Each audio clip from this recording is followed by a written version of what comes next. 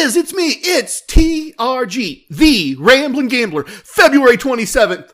Same Bet YouTube channel. I'm going to be there, and I'm bringing the entire Casino Combat arsenal with me. The training, the discipline, the wisdoms, the being accountable to someone or something. So I got to ask you, Same Bet, what you going to do when Casino Combat and TRG Mania runs wild on you, brother? There you go, Gwen313. I told you several weeks ago that I'd find an appropriate time to do that one for you. I hope you enjoyed it. Let's do the important stuff, and then we will get started with this episode of Casino Combat. Ladies and gentlemen, non-binary persons, Bilbo and Frodo Baggins. This podcast discusses casinos and gambling. Do not gamble with money you cannot afford to lose. Do not gamble with money you need to pay your bills. My past performances are not indicative of anyone's future results, including my own. If you have a gambling problem, contact your local problem gambling hotline. If you do not know your local problem gambling hotline number, send an email to help@casinocombat.com. We'll find that number for you and make it available to you. Everything I'm going to share with you in this podcast is based in facts. Names and dates have been altered to protect the innocent and the guilty. Minor items, unrelated outcomes may be omitted in the interest of brevity and clarity. Okay, all right. I told Gwen I would do that open for her when I found an appropriate time. This seemed like an appropriate time. I am going to be on the Same Bet YouTube channel live on the 22nd at 7 o'clock Central Standard Time. You can also catch it in reruns after the fact. Should be a good time. I'm going to be appearing by video. I'm going to be taking questions. It should be a lot of fun. I'm really looking forward to it. Welcome to episode 81 of our Casino Combat podcast, everyone. If this is your first time joining us, welcome to the jungle. We have fun and games. Well, we talk a great deal about the best of all games, the game of casino gambling, and how to win when playing that very fun game. If you've listened previously, thanks for joining me once again. If this is your first time, as I said, welcome and thank you. Here's the battle plan for this episode of Casino Combat. We are going to start with a Core Koncepts segment, and I'm going to share with you a new type of wager, a wager type that I don't use very often and have not needed to mention in the past, but it came up a couple times in my thinking last week, so I wanted to go over it with you today, provide you with an additional wagering system building tool, one more Lego in that set of Legos that we can use to put together wagering systems, wagering plans, whatever you want to call them. That part doesn't matter. I expect that to take a while, so I will do a travel segment before that because I did do some traveling last week and I have some observations to go along with my results. So results, observations in the travel segment to kick things off. Then I'm going to use my ability to alter dates and times to protect the innocent and the guilty and pretend that Monday the 31st was actually part of last week so that we can spend some time together in the virtual VIP lounge and sort out the results of the month. October, November, and December were all winning months. We will find out today if the streak continues. So unless I decide to go unscripted at some point, that's 3 segments: travel, Core Koncepts, and monthly wrap-up in the virtual VIP lounge. Actually, I guess I just spoke things into existence. I just got a note from T-Rex with a question that he thinks I can answer unscripted, and he's probably right. So what the heck? Let's do a question segment unscripted as well. In fact, we will start with that. Let's do it that way. Questions, unscripted, then travel, then Core Koncepts, then virtual VIP lounge to wrap up with the monthly results. Before we jump into things, we have a big topic from the Casino Combat Galaxy that we need to talk through. Background for those of you who may not have listened to every segment of every episode. A lot of casinos that I visit have stopped putting change in the kiosks that pay out slot machine slips. Instead, after a pause, a receipt is printed that can be taken to the cage and cashed in there. Because there are very small amounts of money involved, the receipts end up as litter many times. When I see them, I've been collecting them and cashing them based on the idea that A, I don't want the casino increasing their profits at players' expense, and B, every approximately 40 cents that I collect offsets $100 of expected mathematical losses at a blackjack table. Seemed all very reasonable to me. A couple of weeks ago, I got a note from a YouTube listener telling me that in some states that was a crime, and I mentioned that in episode 79. After that episode was published, the listener sent an email with a picture of a sign from the Harrah's Casino in Philadelphia, Pennsylvania. Not a place I have ever been or played, so I can't speak to that. But it looks legit. The colors are right for a Harrah's. It has the Harrah's logo. It has a bunch of statue, blah, blah, blah. Billy with the great last name posted the picture to our Instagram and Facebook accounts, so you can take a look at those if you'd like to see this verbiage for yourself. You can get to those from the links at the top of the CasinoCombat.com website. The relevant portion of the sign reads, taking possession of and retaining unattended money, unattended slot vouchers, or playing someone else's credits left on a slot machine, etc., and that's where they get us, right? Etc., because this isn't really any of those things, may constitute a criminal offense in the Commonwealth of Pennsylvania. Further down, we are told that this can result in arrest and criminal charges being filed against you. Let's start with what I did know and then work on the part I didn't know or didn't consider, think through, and let's look at it a couple different ways. I don't recall ever seeing a sign like the one posted in Philly. However, I've known for years that generically speaking, anything of value found in a casino should be turned into a casino employee. In fact, the last time Mrs. TRG and I were at our home casino, Casino 2, 2.5 hours east and south of our home, we were walking past a craps pit and there was a $5 bill laying on the floor. I picked it up, I walked over to the pit boss, I handed it to her, showing her where it had been on the floor. She thanked me, but gave me kind of a strange look. Mrs. TRG wondered why I bothered anyone with such a small amount of money, and I told her that some casinos get really picky about that stuff and don't allow you to take any money that isn't yours. She said, okay, didn't really seem convinced. My general rule on this is amounts less than $1, I don't worry about, and anything $1 or more, I turn in. I am a person in or out of a casino that picks up pennies and change when I see them on the ground. That's an entirely different story for an entirely different day. But yes, if I see a penny on the floor in a casino, I pick it up and I don't bother turning it in to anyone. Maybe I'll need to rethink that, but $1 has traditionally been my threshold, and this is making me reconsider. Related to this idea is the fact that casinos really do try to return money to its rightful owner. Several years ago, a pit boss in the high limit room at my local casino insisted Gabriel needed to go to the cage and retrieve $500 because he had dropped a chip during his previous visit. Gabriel was positive that he had never had a $500 chip during that previous visit, but security was sure, the pit boss was sure, so he went and got $500 from the cage. Gabriel eventually went back through the entire visit in question. He and I talked about it a little bit. He concluded that someone he knew casually at the table had most likely dropped the chip in question. And the next time he saw that person, they talked through it and verified that yes, in fact, that other player had been short $500 when he went to the cage. Gabriel was correct. Security had misinterpreted who had dropped the chip, and Gabriel, of course, returned the money to the correct owner. In this case, our local casino got things mostly right, but it illustrates the concept that casinos do go to great lengths to return lost or abandoned money to the rightful owner. The same technique would be applied to money left in a slot machine or dropped on the floor. The casinos have cameras everywhere, recording everything. Determining who left what money where is a relatively easy task. I've said on several occasions that as a dreamer of dreams and a traveling man, I've chalked up many a mile and read dozens of books about heroes and crooks and learned much from both of their styles. There's something to be learned from both sides of a situation. I try not to drop into full crook mode if at all possible. I mean, maybe a gray area here or there. I've talked about those in the past, but not full crook mode. I never considered that the general rules about other people's money would be applied to a receipt for 8 cents or 12 cents that another player walked away from or intentionally dropped on the floor. I didn't intend to function as a crook. I was not intending to tell you to function as a crook. I was intending to function more as a Robin Hood. Let's go with that. Keeping other players' winnings from the casino. But those are other people's winnings, technically not mine. Also, I really doubt that the casino's going through the footage every day for every kiosk and tracking and recording the owner of every abandoned slip. To an extent, if they're not doing that, they must not care and they must not consider it other people's money, but now I'm just making up excuses, right? That said, especially since I've talked about this several times in the past, if you want to be 100% on the right side of the law, either leave those slips alone or turn them into a casino employee. Final thought on this topic. I've mentally gone back and forth on whether I want to say this part or not. Quite frankly, if you're hearing it, great. And if you don't, it's because after the fact, I told T-Rex to chop it out.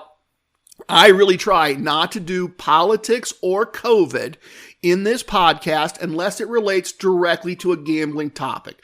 So I've said in the past, if there was a political aspect to sports betting being legal in a state. I might wade into that. If there was a political topic about whether a city should get a casino or not, I might weigh into that. But I'm not really into the politics or the COVID stuff unless it's directly related to gambling. That's just not what this podcast is about. This isn't the place for that.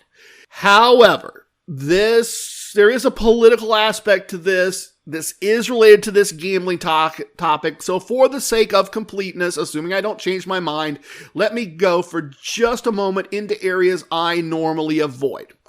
I personally find it ironic that this sign is from Philadelphia. You see, a number of major cities in the United States, including Philly, have been going through a process of decriminalizing a variety of activities, reducing bail requirements and jail time for people accused of crimes that are still on the books. And they've been trying to reduce what crimes are on the books. Significant efforts have been made in the past few years to change policing policies, and police have become a great deal more lenient as a result. They are unwilling to engage with citizens as much as they have in the past.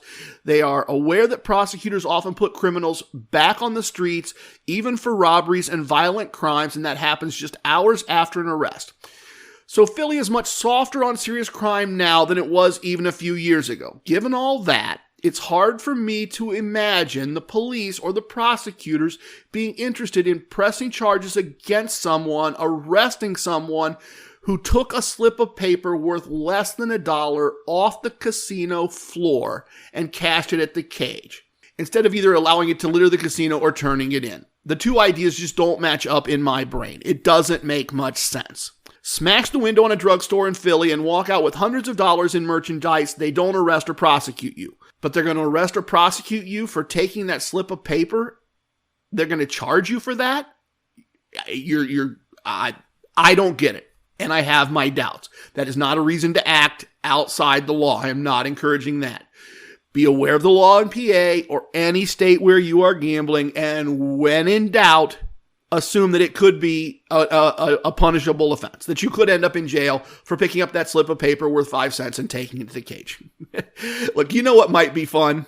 And taking a slip that's worth just a few pennies and then doing the right thing. Going to a pit boss and saying, I found this on the floor by that kiosk over by that pole over there. I know I'm required to turn in any money I find so it can be returned to its rightful owner.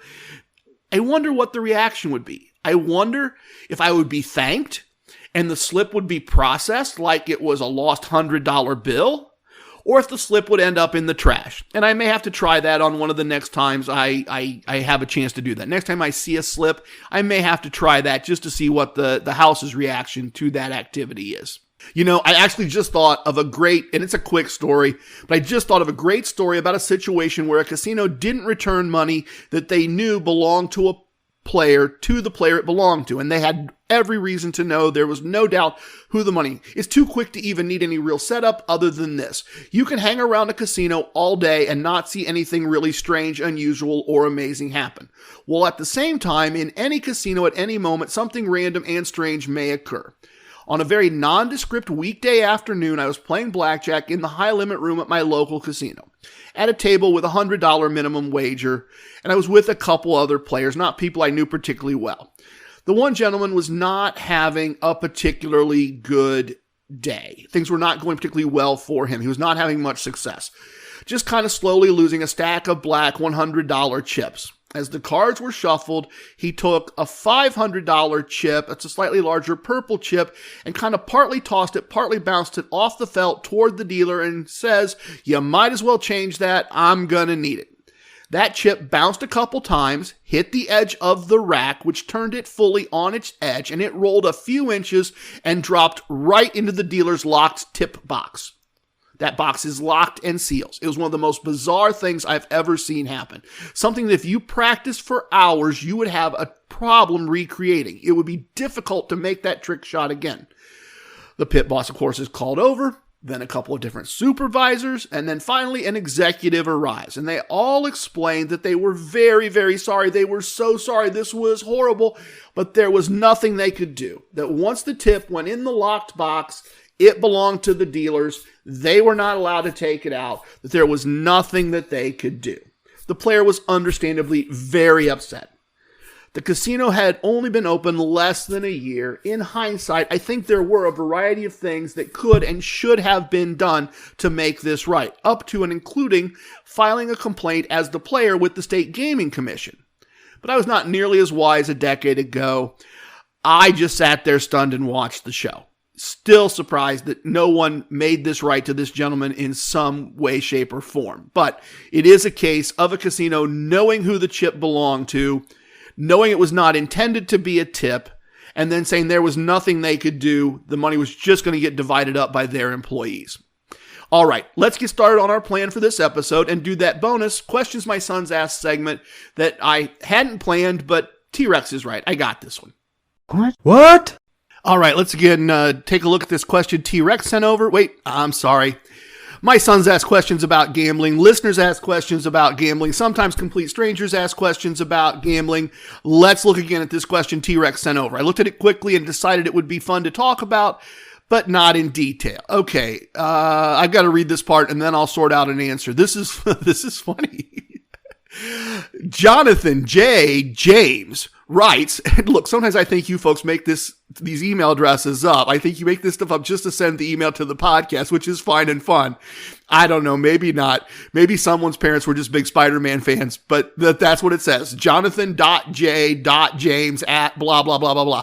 And anyway, he writes, Hi TRG, I enjoy your podcast when I'm working outside. Fred sent me your ebook on playing slots, and I've tried your second strategy a couple of times. I like it. You've talked in the past about modifying your table game strategy to be more aggressive or more conservative. Any suggestions for the slot strategy? Thanks in advance. All right. First of all, Jonathan, Triple J, thank you very much. Thank you for listening. Thank you for trying out my strategies. Thank you very much for taking the time to write and send your questions. For those of you who are not aware, this slot strategy is something that should not have existed. It should not be a thing. Mathematically, I know it shouldn't be a thing. But here's the problem. I had this crazy idea several years ago, well before the pandemic. I had it randomly based on some other things. This is all covered in the book. But I had this crazy idea, and I started experimenting with it at the end of winning blackjack sessions with just a part of my blackjack wins. And it seemed to work. And so I started writing down the results because I was sure I was just remembering them wrong. And the written results showed it worked. And my wife started trying it and keeping written results. And it worked for her. And then there was a pandemic. And then I started this podcast. And I had zero plan to talk about this slot stuff at all. Was not going to mention it. Thought it was crazy talk. And then I was winning money. And then I was winning significant money because I was still playing as I'm taking the notes, as I'm visiting the casinos for the first few episodes, which in hindsight were pretty horrible. I'm making the notes, but I'm not talking about it when I talk about the results because that would be crazy. No one knows this can work. But it was contributing significantly to the results. And so I thought I had to start including the results. And if I had to include the results, then I had to teach you all how I do this. And it was twice as long as a normal podcast script. And I didn't think it was going to be interesting. So I wrote the whole thing as an ebook, made it a PDF. It's free. Set up an email bot, Fred, with T-Rex's help that could send it out to everybody. And now Fred has evolved, and Fred is now part of the website. So if you want my ebook, Casino Combat Slot Tactics, it is free, 100% free. I'm not going to try to upsell you. Other than some referrals to Amazon of things I think you might enjoy. I don't have any TRG merch. I don't have any Casino Combat merch. I don't have anything like that. I am not trying to upsell you, downsell you. It's free. It's called Casino Combat Slot Tactics. It's on the website. Help yourself.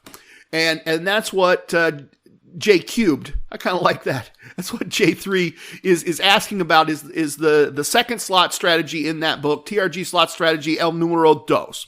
So there's two strategies in the book. The first is for free play. If you're going to use Casino Wisdom number 22, the approach for free slot play is handled there. And there is a way to modify that a little bit.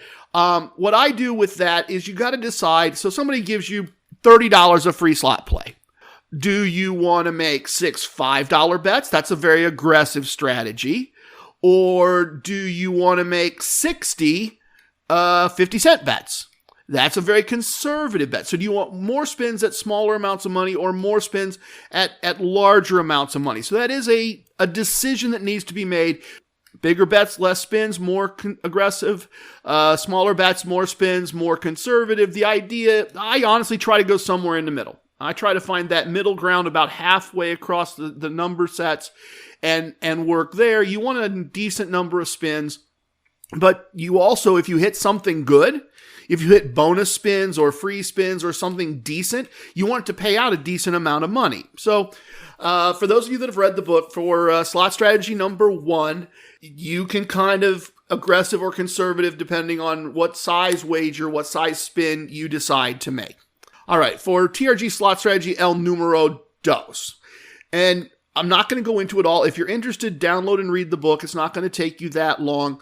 But this strategy is based on raising and lowering your bets based on the outcome of previous bets. That's very much like what we do, whether we're playing Baccarat or roulette or blackjack. And obviously I spend most of my time playing blackjack, but my strategies work with any of those other things as well. We make decisions, right? If we win 2 bets in a row, then we make our bets move up a little bit. If we win a couple or lose a couple bets in a row or 1 bet in a row, depending on which strategy you're using, we start to raise our bets to recoup. So the slot strategy is based on the idea that you find a machine that pays out the progressive benefits even when you make a very small wager. And then if you lose, in the book, I say 4 times in a row. If you lose 4 spins in a row, then you move up to the next larger wager. And at any point where you win on a particular spin more than the amount of that spin. So if you bet $1 to spin and you win $1.50, you drop all the way back to the beginning and start over again. If you're at the smallest bet and you win more than the smallest bet, you start your count from 1 to 4 over again. There's a quick overview of the strategy without going into all the details, justifications, reasons, rationales, and all of that kind of stuff. So to the question in front of us today, the question on the table. You could make this more conservative, which is to say put less money at risk by, for instance, well, let's just say this, by reducing the number of presses, because the negative exit for this strategy, because every strategy has to have a positive and negative exit, right? So the negative exit strategy that I recommend, or the negative exit point that I recommend, is if you've gone 4 times on each button all the way across every possible wager size, and you did not on any spin win more than the amount of the spin, then you're done. You write down how much money you lost and you walk away. So instead of 4, you could pick 3, 2, or 1, right? And that would be more conservative. Because if you do 2 spins on each one and don't win more, then you're going to have lost half the money of 4 spins. But you also have less opportunities to have a win occur, to have something good occur. But that would be a more conservative strategy. A more aggressive strategy would be, one way to be more aggressive would be to make it 6 spins or 8 spins. You're going to have more spins. That's more aggressive. That's more money at risk. That's more chance for a payout. The other way that you could do this, and I'm thinking on my feet here, so be fair if somehow this in hindsight doesn't make sense. The other thing you could do, this would be interesting actually. This is actually kind of an interesting thought that's rolling through my head right now. Suppose we have 5 buttons. Right? We got 5 different things. It's 50 cents, $1, $1.50, that's $3, $2, $2.50. You could do 2 presses on the smallest wager size, 2 presses on 50 cents. If you don't make more, you could do 3 presses on the next button. And if in any of those 3 presses you make more than what I say, $1, then you go back and start your 2 presses again. This is going to take more math skills. It's going to take more mental acumen. I just said mental acumen. All right, good for me. So you could go 2 spins on the first button, 3 spins on the next button, 4 spins on the next button, 5 spins on the button after that, and 6 spins on the last button. You're going to put more money at risk. You're going to move through the process more quickly. You're going to give yourself more chances of hitting the big numbers. Somebody test that. I don't know if I'm going to test that. That's not a horrible idea. That could be a really interesting modification. Thanks, J Cubed. I really like that idea. So that would be another way. But the way you're going to mess around with TRG slot strategy El Numero Dos in terms of modifications is number of button presses, at each level. Another way to be more aggressive with these strategies would be to use exactly the strategy as it's written in the book, but to do it in high limit. You're going to need a bigger bankroll. You're going to need a much bigger bankroll. However, you're going to get paid bigger if you get paid, if you hit something good, and it's generally accepted wisdom. Dr. Slots, who was on the show a while back, confirmed that high limit slot machines tend to pay out more and tend to pay out more often because there's more money put at risk. So that would be another way to do this. So you're either going to do it with button presses, you're going to do it by going to high limit. If you want to make it more conservative, stay out of high limit and reduce the number of button presses. So a couple of things to think about, a couple ways you could play with that. Always, if you figured it out, if you lay it down. So step one, before you ever go to the casino, sit down and lay out how you're going to do this. Calculate the bankroll. Decide what denomination machines you might play. Calculate the bankroll based on the maximum number of presses that could occur. Have a little backup money to it. You never want to get to that last press and not have the money to make the last press of the button, because we have won big money on the very last button press on multiple occasions, Mrs. TRG and myself. So, do this with purpose. Don't change it up then. If you're going to change out what I tested for years, then you owe it more than one try or two tries. If slots are all you play, you'll be prepared to do it for a month. Put some time in. Don't decide after one try, it doesn't work, because anything cannot work once. That's certainly possible. All right. That was probably a bit rambling, and that's a bit on brand, and that's okay. I hope that helps, J Cubed. I hope that was useful. I hope that's what you wanted. If it wasn't, send another email over. We can have a dialogue about it offline. But T-Rex was right. That was easily handled, unscripted, and there's a little bonus content for you. The travel segment is next. Let's find out how my week went last week.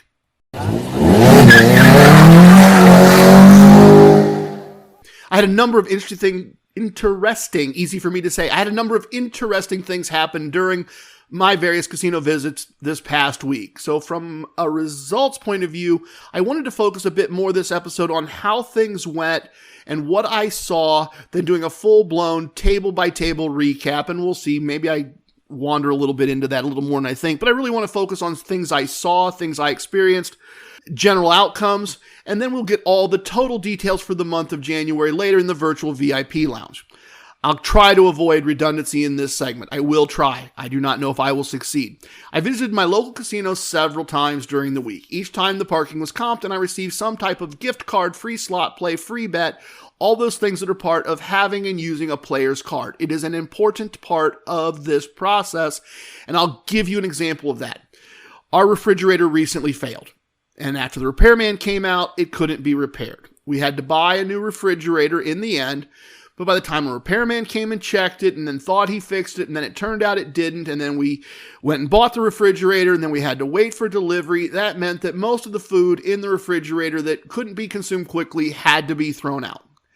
And putting all the basics back together was a lot less painful because we had a stack of casino gift cards that could be used at a local big box store that has a grocery. So we were able to go buy what we needed to rebuild things in the new fridge. The basics, the staples, that kind of stuff, even though that's not a place that we normally shop for groceries. This is just another form of free imaginary tax-free money. Gift cards given to us at the casino. My first visit to my local casino, I managed to use 6 bets to win 6 bets at the craps table. I discussed that process with you recently, I think last episode, maybe the episode before that. I won some money at a slot machine with TRG slot strategy El Numero Dos, that slot strategy we were just talking about modifying a few minutes ago, and won money playing blackjack. It was the trifecta. The 3 games I play all paid money, and I walked out with more than a day's pay. A perfect illustration of a basic casino combat daily visit, made possible by the fact that my casino locally is close and on the way to other things that I do anyway. Later in the week, I did stop for the free play and lunch visit at the horse track.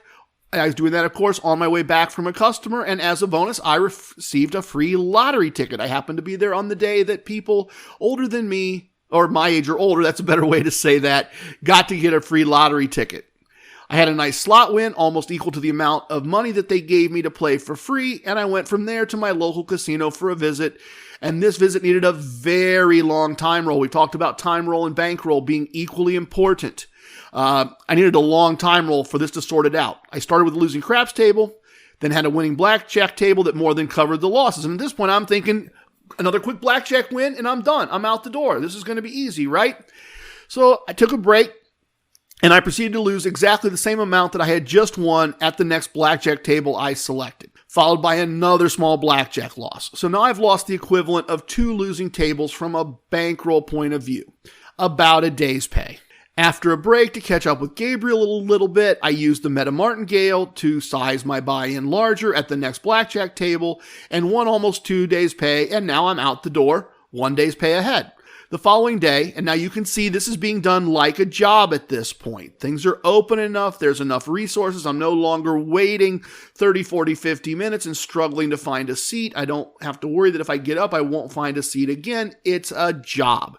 This is where I am just inside hustle mode. This is the environment the entire process was, with Gabriel's help, with the help of a variety of other people. This is the environment where I sorted out the last portions of the process that we discuss every week. Admittedly, that occurred when the property was part of the Caesars reward system and those benefits were available from Caesars.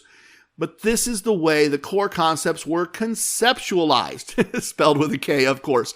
This is where the first casino wisdom was spoken, and that all happened with visits like this, repeated and repeated multiple times during the week as my schedule allowed. It is really cool that as a squad, we got to the point, we've had enough episodes, the world has changed enough, where after all these episodes, in the last episode and in this one, you are getting to see things with lower expenses and consistent outputs because of the way the world has opened back up. Okay, sorry, tangent. The next day locally, I lost at the craps table on the way in.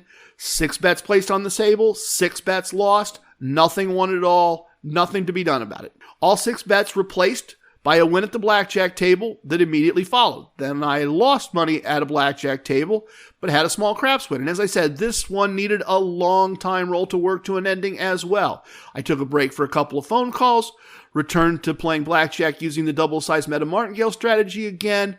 Kind of a pattern here, isn't there? You notice there's a pattern here? I left the table with 2.5 days' pay as a profit, and once again, mission accomplished. The interesting thing here is that I played by myself against the dealer on this last table for the day. She's known me the entire time the casino's been open. She's a day 1 person.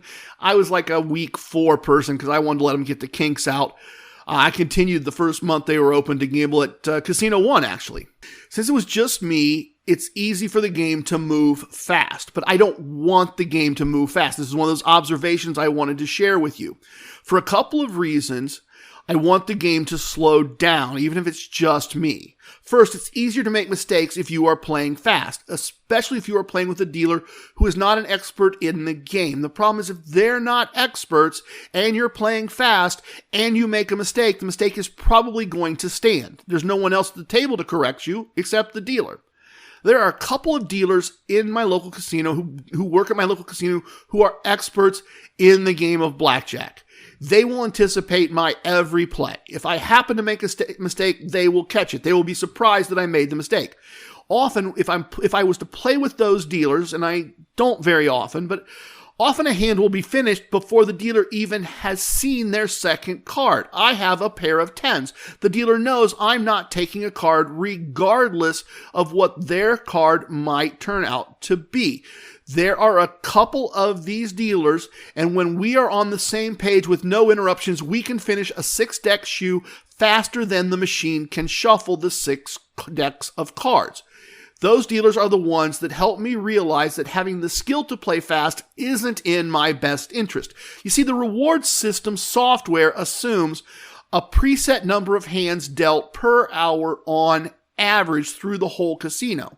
It ignores how many people are at the table and how long a hand takes to be played. 30 hands an hour versus 60 hands an hour is better because I get 2 hours worth of tier credits instead of 1 hour. Less mistakes, more points. That's what I'm going for. So if I'm playing by myself, I tend to do things to slow the process of the game down. And that normally comes in the form of conversation. As I was saying, this dealer is very capable, not necessarily what I would consider an expert, but very, very capable. And at one point, I slowed the game down. We'd been chit-chatting a little bit, but I slowed the game down by double-checking my play stack and my win stack and my next wager using those two stacks as an abacus. The dealer asked me what I was doing, and I explained that my next bet is determined by the outcome of the previous set of hands. The dealer asked me where I learned this, and I said, well, I learned it in casinos the hard way, in a lot of casinos with a lot of losing. We continued to chat as I played. That kept the game slower, and she said that when she goes to a casino, she just loses all her money and then goes to the ATM and loses all her money again and then goes to the ATM and loses all her money again. And as a result, she doesn't go to casinos, and that sounds smart to me. I agreed with her that knowing when to leave is important, and she asked how I know when to leave, and I said the way the chips are stacked will tell me when it's time to leave. And she didn't seem to get that. So I said I would show her if and when it happened at this table. And at that point, it could have been, oh, you see this stack of chips? I'm down to just 3 chips. I'm done. Or it could be the way it actually turned out. So there's some foreshadowing.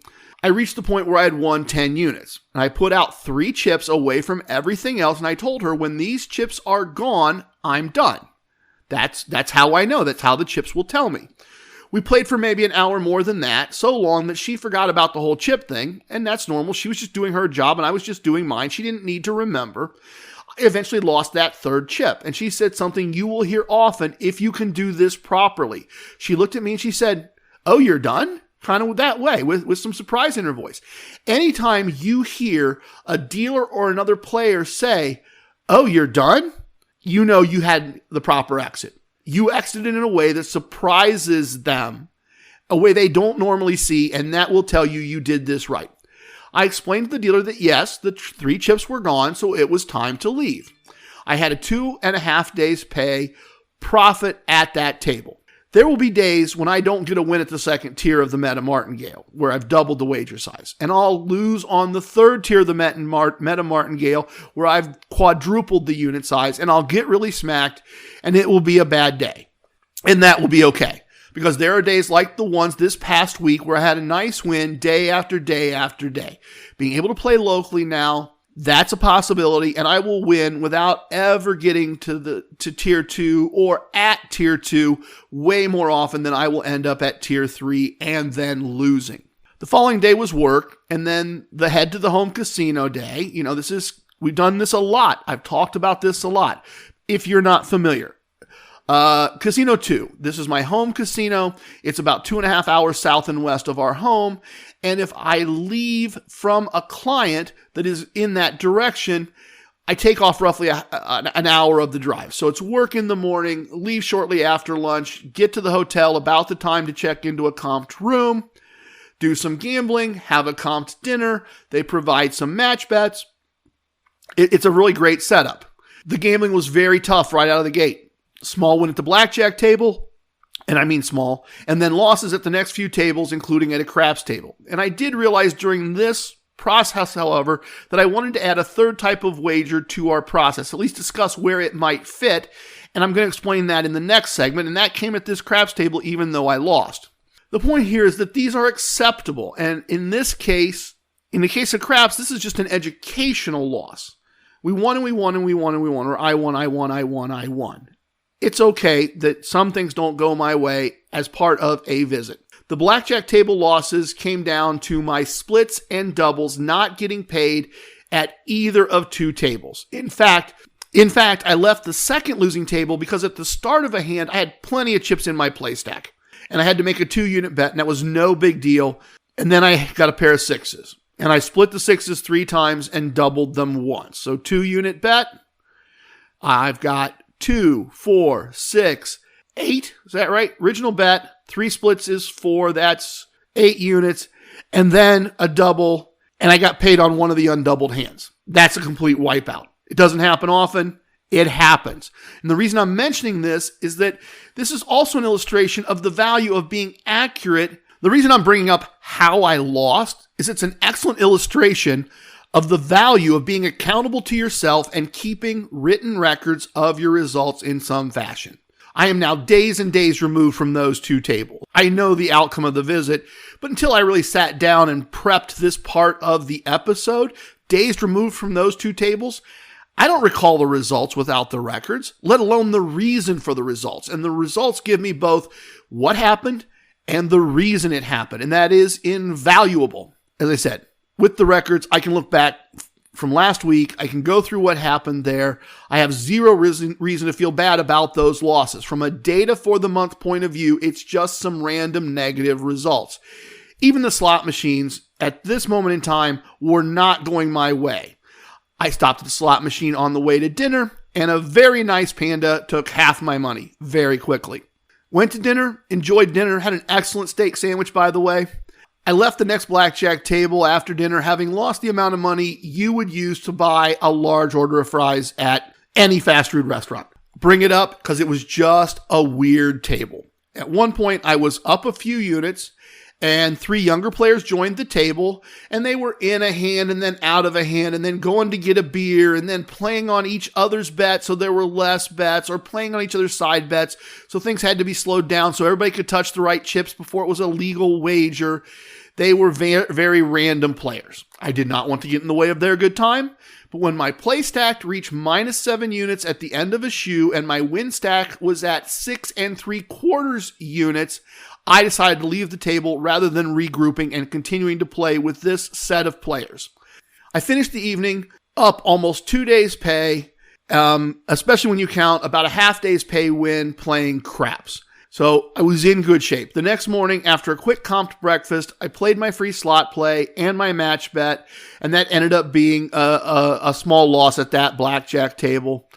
And I left the building in pretty good shape and with a lot of additional tier points. I didn't win a lot of money, but I was in good shape on the money side. I wasn't negative, and I got a lot of tier credits from my home casino. Credits are an important aspect of all of this. I've come back to them several times today. For my home casino to be my home casino, I need them to be willing to comp me a room most of the time. It's too far to mostly drive over, drive back, and I don't really have a reason to go all the way there. That means I need to play there on a regular basis. My home casino is also just one of 5 casinos in the My Choice brand within a 2.5-hour radius of our home. If I want my casino lifestyle to be bigger than a 2-casino brand that's available locally with modest amenities here in the city where I live, I can take a tier credit visit without a cash win at a My Choice property from time to time. That is absolutely fine. Not upset about that. And a push is better than a loss.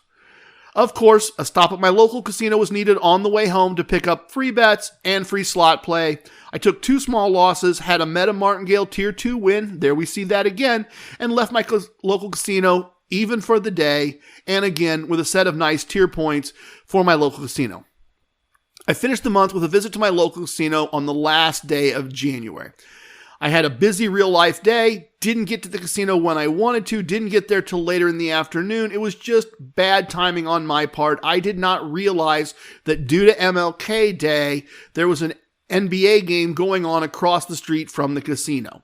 They were so busy that as a Tier 3, they were not even letting me in the garage, which was all right. Tier 3 gets free valet, so I had to valet park in the casino valet parking, as I said, comped, but there's still a tip to the guy who takes the car and a tip to the guy who drops the car off. And I tend to try to avoid those tips because it gets expensive if you do it multiple times a week. It's just an extra expense I don't generally need. In addition to all this going on, as soon as the game ended, the casino filled with drunk people gambling for entertainment who really slowed the entire process down. I need to start checking NBA schedules and planning around those, not just around my promotions. In hindsight, this was a visit at the end of the month that didn't really need to happen. I had a mix of losing and winning tables and left up just a bit more than a half a day's pay. But it was a visit that went way too long. I started to be there more than I wanted to be. Big time roll. Wife would not have been upset if I had been winning, but I wasn't winning. I got to the point where I was up half a day's pay and decided to settle for that and head out. Solid winning week. A bit anemic at the end. Last 3 days of the week were They're okay. Not a lot of value added other than tier points, but a solid winning week. And I learned some things along the way. Always remember, I don't know everything about gambling. I just want to know everything about gambling. So learning is as important to me as winning. That's not true. I want to win. I want to win the game of casino gambling. I'd prefer to win the games of blackjack, craps, and slots as much as possible, but learning is right there after that. Learning is an important part of this. Next is Core Koncepts segment and a new type of wager that's going to be an addition to the Core Koncepts.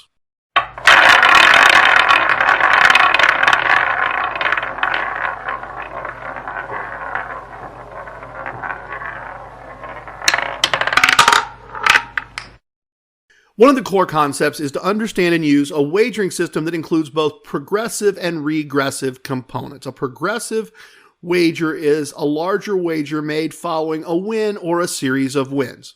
I mostly focus on coin toss bets, and a coin can land on heads when you are betting on heads many, many times in a row from time to time. Adding money as more money is won is necessary for larger successes. A regressive wager is a larger wager made after a losing wager or a series of losing wagers. If you've lost a bet or several bets, your best chance of winning that money back comes from winning a couple of larger bets, not the same number of bets you just lost, all the same size. The idea here is it's very difficult to lose 3, 4, 5 hands in a row. If you're just a flat bettor, if you lose 3, 4, 5 hands in a row and your goal is to win that money back, you've got to win 4 or 5 in a row. Yes. Coin could come up heads 5 times and then come up tails 5 times. That could happen, but it doesn't happen very often. It really doesn't. All 3 of my wagering systems include those ideas and concepts and those types of wagers, and we've talked about those a lot. We've covered them various times in various ways at various places. There is, however, a wager technique that I don't find a use for in most 50-50 table games, and for that reason, I have not included it in the core concepts as I originally stated them. I have, however, found a situation at a craps table where I really think I like this type of wager, and I was just emailing with the Leatherneck Hustler 6 to the ring about applying this bet in some horse racing wagers. The wager I want to talk about today is a retrogressive wager. This is a bet that is reduced after a win.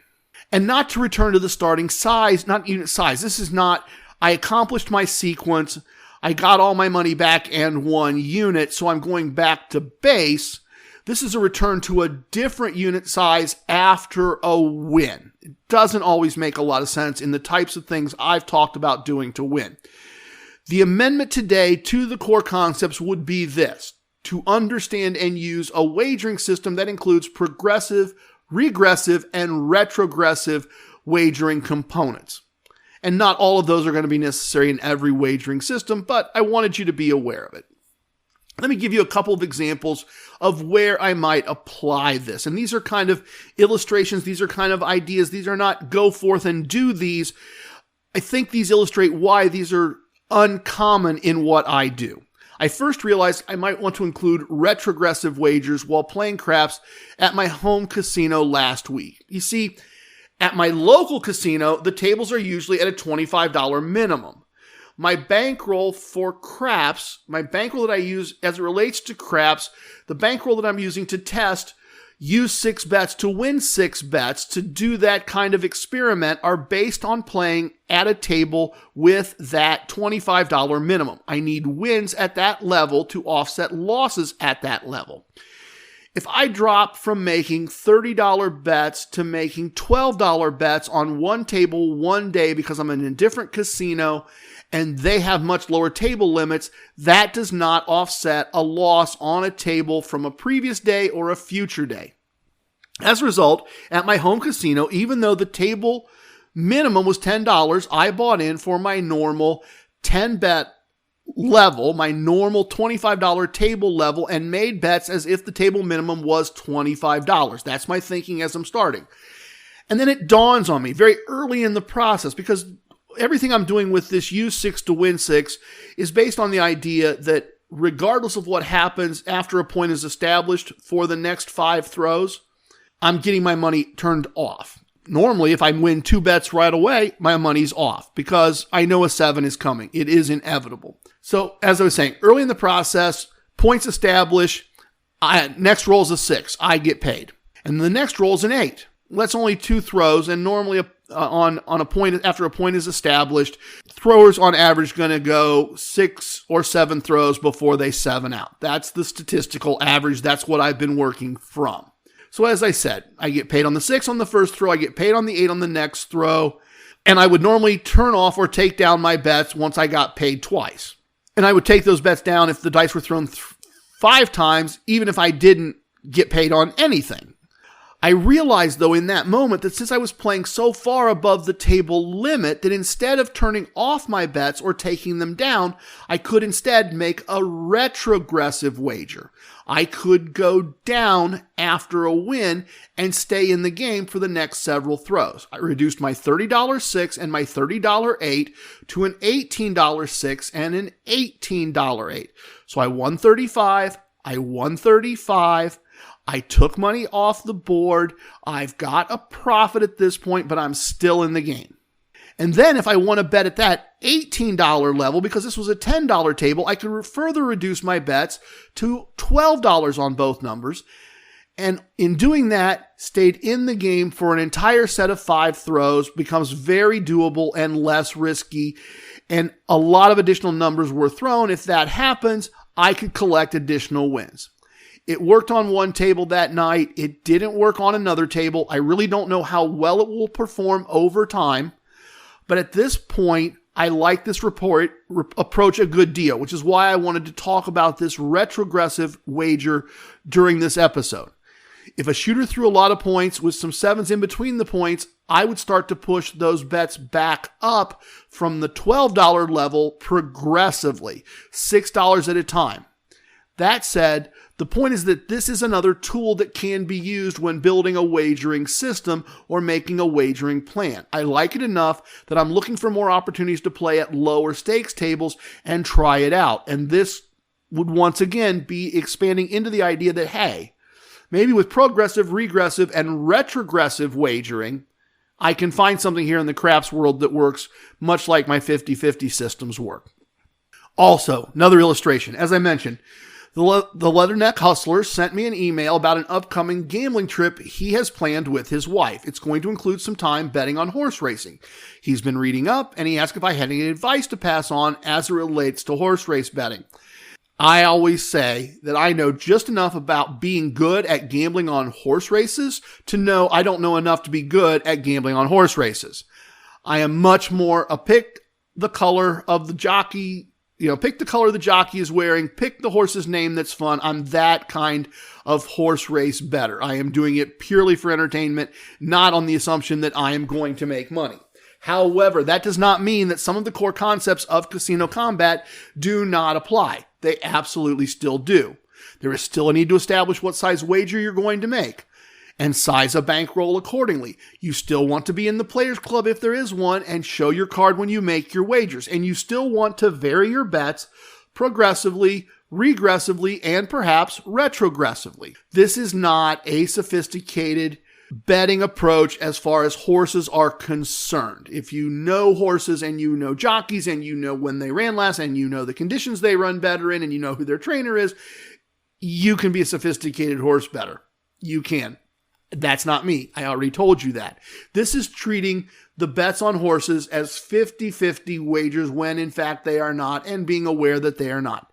This is something to use if you don't have the knowledge and skills to make a set of wagers based on the knowledge that I was just talking about. I'd use a very small basic wager, whatever that means to you, whatever very small is. We are using horse race bets for this illustration. I will keep it very simple. There are a variety of bet variations. There's trifectas and all of this. This is an illustration of an idea, not a simulation of betting on horses. I'd pick a horse in the first race, and I'd make a very small bet, maybe $5, let's call it that. And I'd bet that the horse finishes in the top 3. So I don't even have to guess which 1, 2, 3 that horse is going to be. I'm not picking multiple horses, just one horse in the top 3.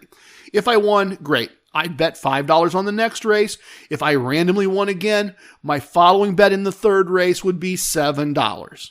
Very simple progression, right? And if I'd lost that third bet, I'd return to my original wager. As I said, a very basic progressive wager. I'm just having fun. That's the reason I'm doing this.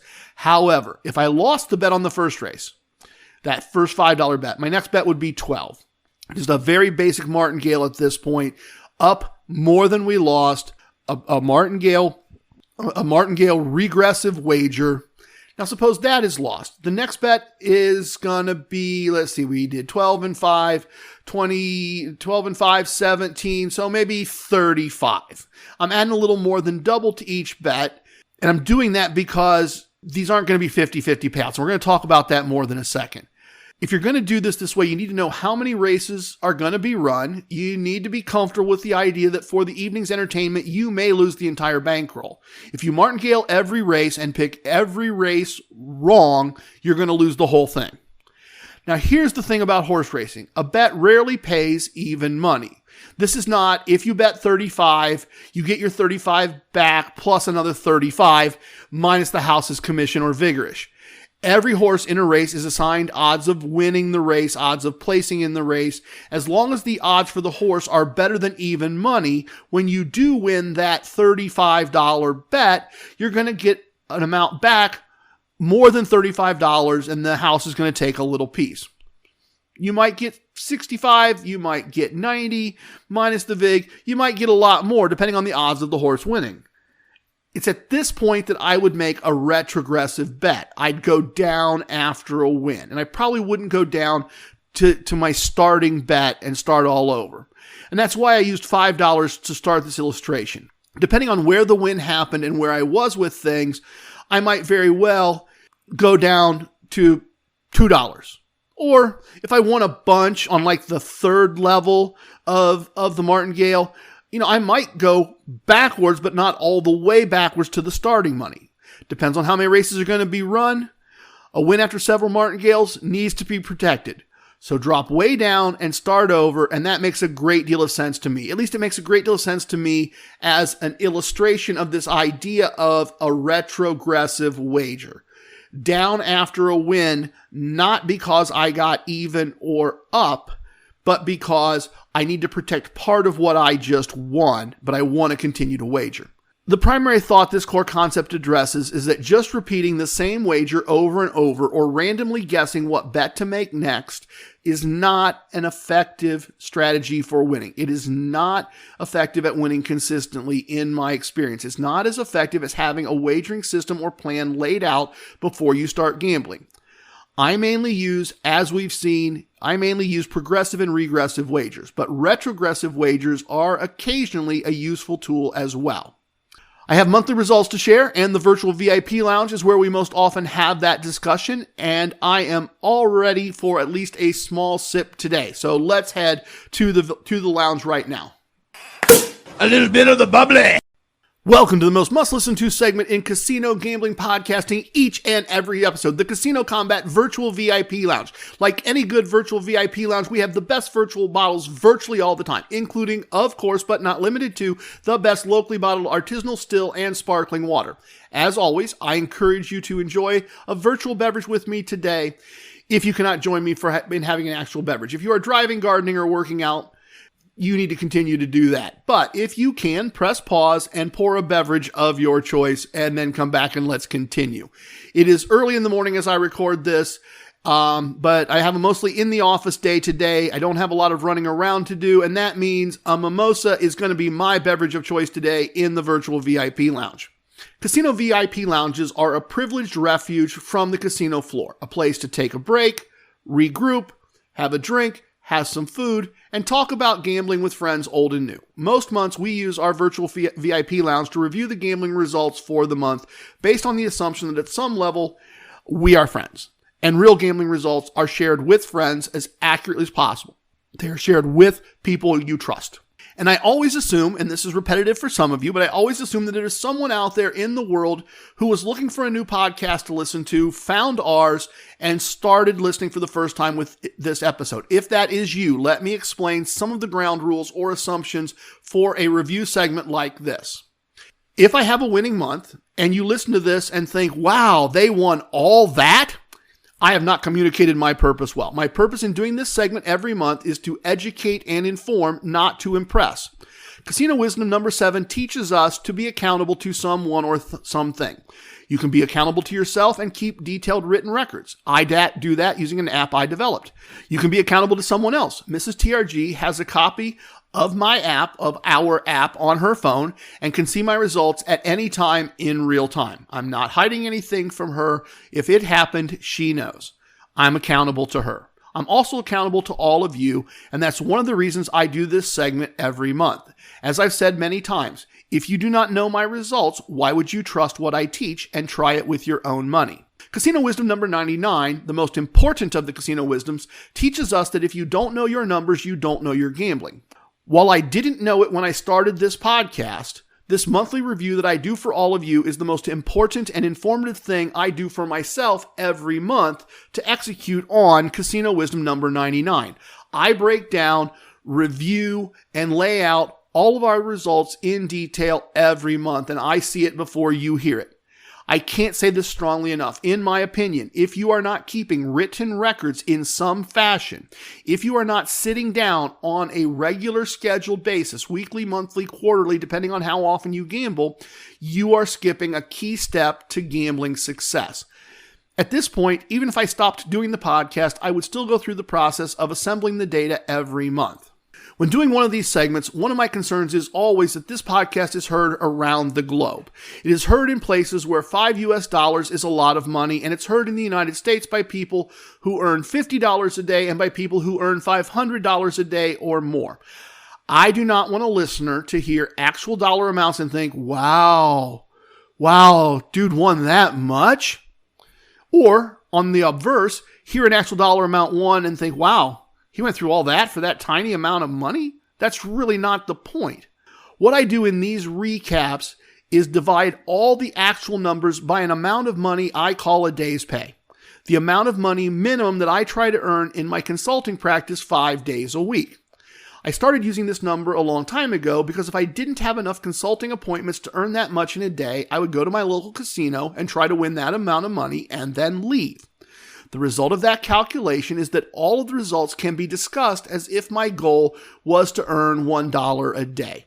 You can see how these results would impact your life by figuring out your day's pay number and multiplying all my numbers by that number. So if your number is $500 a day and I say I earn 67 cents, multiply 500 by 0.67 and you will understand what that amount of money would be to you. All right, with the ground rules out of the way, here we go. For the month of January 2022, we played a total of 55 blackjack tables. We left with winnings 27 times, and we lost at least some money 28 times. We won a total of $14.14 playing blackjack on the earn $1 a day standard. The fact that we actually had more losing tables than winning tables demonstrates that once again, we managed our positive and negative exit points very well. And I say that a lot, but I also say that because it's very true.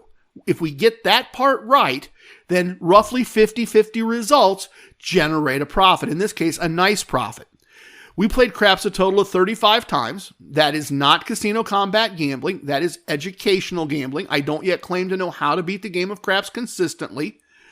We left craps tables with winnings 19 times and we lost money 16 times. We lost money playing craps despite having more winning tables than losing tables because in the course of evaluating the use of a 5-tier martingale don't pass wagering plan, strategy, process, call it what you will. I had an idea, 5-tier martingale, and use it on the don't pass line. And I tried it and it worked great until it didn't. And I took some really large losses in that process. For craps this month, not necessarily casino combat money, but to put it here and be as transparent as possible, we lost $1.15 playing craps. Using our own money in TRG slot strategy El Numero Dos, we played just 13 machines last month, down a good bit from previous months. This is due to a combination of Mrs. TRG not making very many casino visits last month and the fact that craps has been occupying more of my attention than slot machines, good, bad, or otherwise. We only won money on 4 of the 13 machines we played, and we lost $1.12 playing slot machines with our own money. We received exactly $1 in free slot play over the course of the month. 1 day's pay in free slot play. Think about that. Think about the casinos giving you the equivalent of 1 day's pay to gamble on slot machines. And using that money and my slot machine strategy for using free play, we won $1.12. That's TRG slot strategy number 1.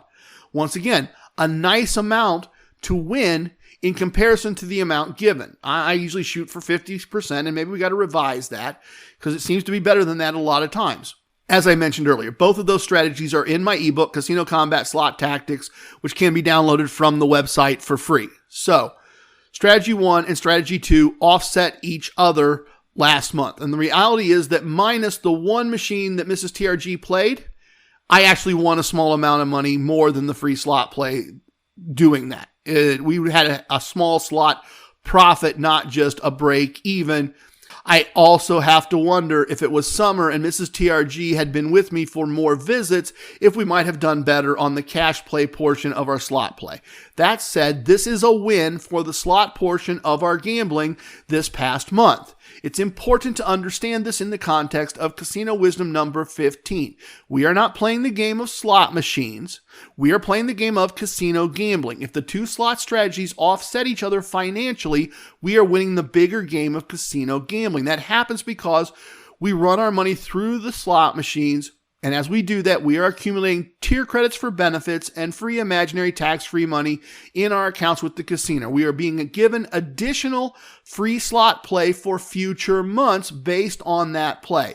We lost money in cash playing with our own money. We made it back up in the money they gave us from playing their free money, and we received a variety of benefits from the gambling done playing slot machines. That is a Casino Combat win, and you need to understand that, and you need to be able to pull that all together and understand how the parts fit with each other. Our expenses were very low last month, only one out-of-town trip. We spent $1.23 doing the business of casino gambling last month, which means our total cash profit after expenses for January 2022 was $11.76. That's a nice win. That's a nice part-time job. More than a week's pay after expenses. That's very, very nice.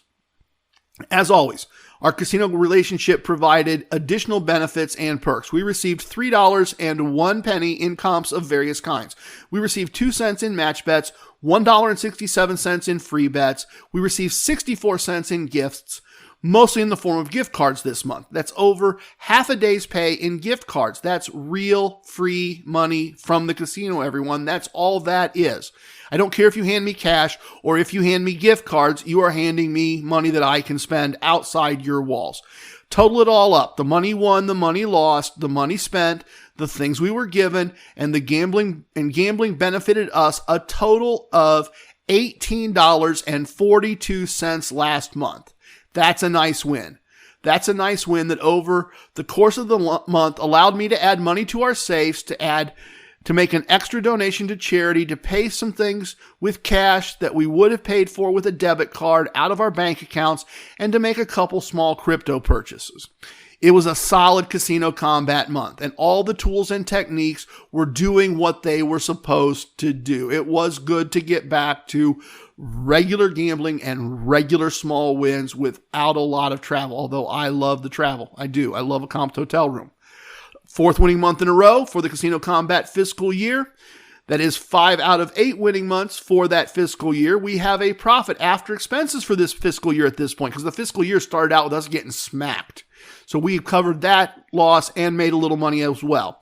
At this point, the spreadsheets have been updated, they've been reviewed, and they've been saved.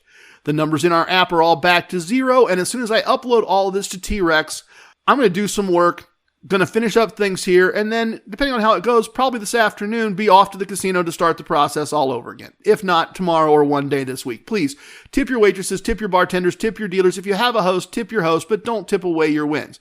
I have spoken. Everything you heard here is true from a certain point of view. It's time for leaving, and I hope you understand I was born a Ramblin' Man. Love it, hate it, it don't matter. Please share with your family and friends. Goodbye, everyone.